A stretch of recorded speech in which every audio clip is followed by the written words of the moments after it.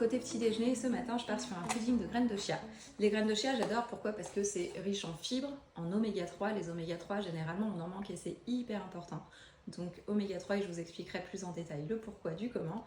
Et ensuite, aussi, c'est riche en protéines. Les protéines, donc c'est bien d'en consommer dès le matin. Pourquoi? Parce que les protéines, en fait, ce sont les briques de notre corps. Donc ce sont elles qui vont vraiment structurer notre organisme, donc c'est hyper important d'en consommer suffisamment.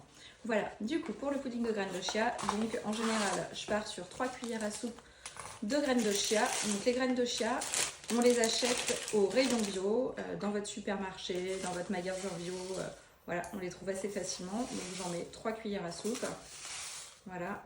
Ça paraît pas grand chose, je vous montre, mais en fait au final ça gonfle et ça va gonfler avec quoi? Avec un lait végétal que je vais venir rajouter. Hop. Ensuite, pour le côté sucrant, je rajoute moi de la confiture d'abricot. C'est mon beau-père qui l'a fait. Elle est tellement bonne que voilà, je suis contente. Au final, j'aime pas trop la confiture parce que c'est très chargé en sucre.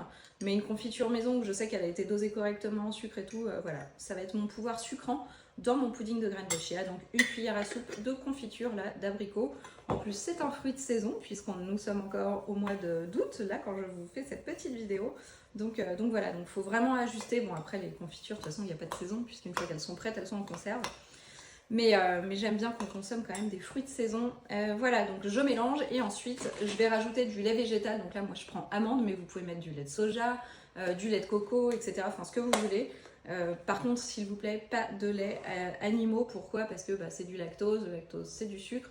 Aussi dans le lait d'amande on va apporter des bons gras. Donc voilà, je dis pas que ce sont des mauvais gras dans le lait animal, mais c'est bien quand même de limiter au maximum la consommation de lactose, surtout qu'en tant que bons Français, en général, nous adorons manger du fromage. Donc je dis toujours, réservons cette petite saveur de lactose au fromage.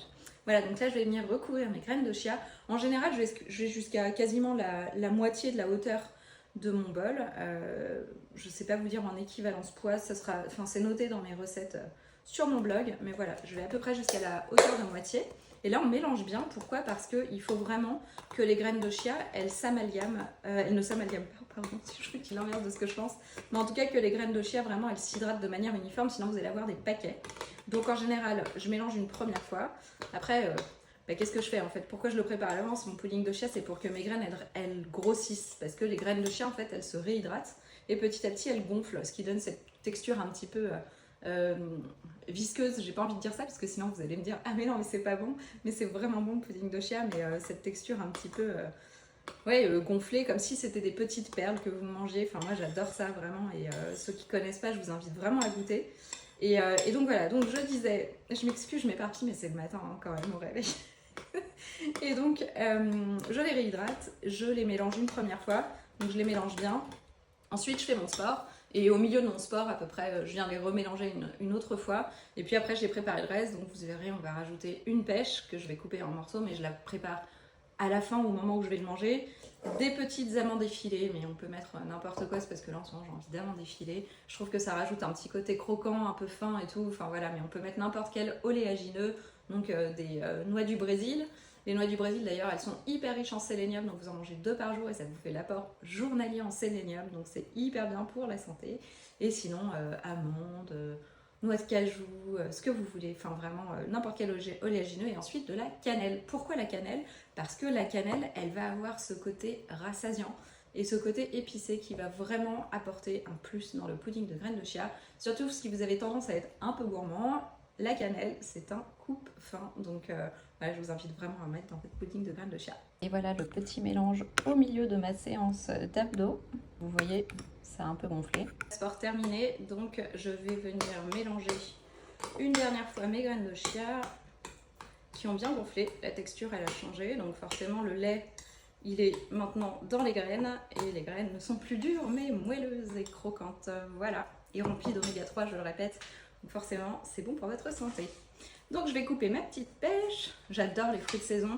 Vraiment, en fait, le pudding de chia, vous l'adaptez selon la saison. Donc voilà, vous prenez toujours des fruits de saison. En revanche, on ne met pas d'agrumes. Pourquoi on ne met pas d'agrumes? Parce que les agrumes, en fait, ont un côté acidifiant pour l'organisme.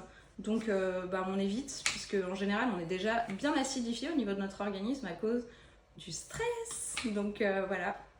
je vous recommande de ne pas mettre d'agrumes. Donc les agrumes, vous le savez, hein, je pense, ce sont les oranges, les pamplemousses, voilà. Bon, le citron, je pense pas que vous en mettiez, mais de toutes les façons, le citron, c'est pas tout à fait pareil au niveau de l'acidification sur l'organisme.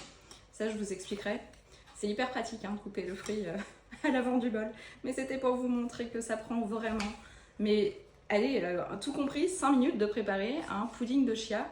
Et franchement, c'est bon pour votre santé. Et je pense que ça prend à peu près autant de temps que de manger pain, beurre, confiture. Je vais juste me laver les mains. Et le pain beurre confiture, c'est une catastrophe. Pourquoi? Parce que ça va vous apporter en fait un pic de glycémie, puisque c'est plein de sucre rapide.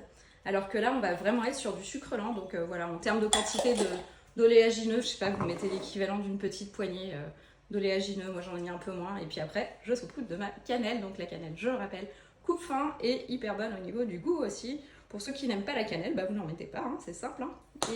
Et voilà, le petit déjeuner de Mademoiselle Cyriane est servi. Et le vôtre aussi, si jamais vous vous mettez à le faire. Et vraiment, c'est super bon pour votre santé et vous allez adorer. Enfin, moi, j'adore le petit côté, c'est rafraîchissant, c'est croquant, c'est bon, c'est parfumé, c'est juste une merveille. Voilà.